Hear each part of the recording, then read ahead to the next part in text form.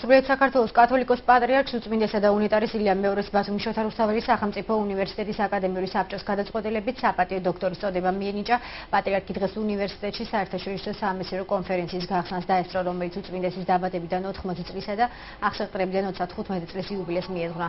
კონფერენციაში უმაღლესი სასწავლებლების პროფესორ-მასწავლებლები და მკვლევარები მონაწილეობენ, რომლებიც მოხსენებებს აფხაზეთის თემატიკასთან დაკავშირებით გააკეთებენ. კონფერენციის გახსნას პატრიარქთან ერთად აჭარის მთავრობის წარმომადგენლები ესწრებოდნენ. უწმინდესმა და უნიტარესმა ილიამ მეორე პრეზიდენტის ბოლოს მართლმადიდებლებთან ერთად მუსლიმანი მოსახლეობა დაუოცა.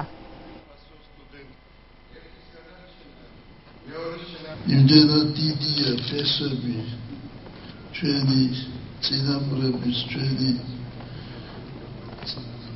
მშობლების დარიგების, რომ ვერავითარი გლობალიზაცია ვერ მოსწონს ჩვენს კულტურას, ჩვენს მართლმადიდებელ სარწმუნოებას.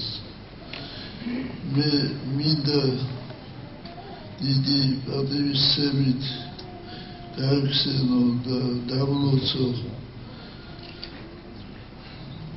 საქართველოში მცხოვრები მუსულმანები. უნივერსიტეტმა მიენიჭა საპატიო დოქტორის წოდება მის უწმინდესობას და უნიტარესობას. დღეს იცით რომ გაიხსნა საერთაშორისო სამეცნიერო კონფერენცია სახელწოდებით მემკვიდრეობა, ფესტივალ მემკვიდრეობის ფარგლებში, რომელიც გახსნა საქართველოს კათოლიკოს პატრიარქმა და რომელიც ეძღვნება აფხაზეთის საკითხებს. კონფერენცია გაგრძელდება დღის ბოლომდე და მას შეღებულობს არა მხოლოდ ქართველი, არამედ უცხოელი მომხსენებლებიც, ესე რომ ძალიან საინტერესო არის.